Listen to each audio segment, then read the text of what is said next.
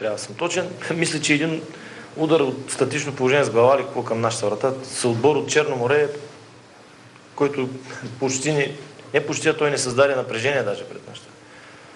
Смятам, че повече от добро представяне на играчите, въпреки че Сармов игра на доста непривичен пост за него. Младен Стойчев също така на добро ниво се справя, Топозаков в познат него стил също високо ниво. За Лусио няма.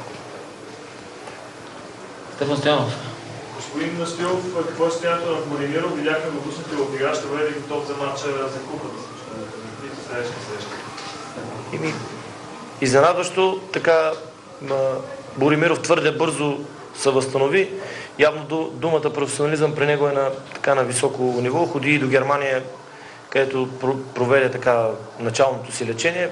Виждам го в перфектно състояние, даже и аз не очаквах, така че ще решаваме за него. Но трябва да внимаваме, защото все пак не беше тренирал доста дни. Вина? Валери Домовчински, който желаете по този начин да играе по целия фронт на атаката, вкара и гол. Казах ви, не, Валери игра, всички играха добре, Валери също. Казах ви, нашия отбор днеска показва всичко, което може да се види в футбол. Ако има такива мачове, така и играят отборите, смятам, че феновете си заслужават да ходят по стадионите. Видяхте все пак Черно море са, не знам, на 5 или на 6 место, един от водещите отбори с сериозни претенции към в първенството. Видяхте начина, по който игра нашия отбор и ситуацията на терена. Доволен с играта днес, смятате ли, че отбора може да направи подобна поредица? Готов е да играе някакви такива матчи поред, без да променя нивото си и формата?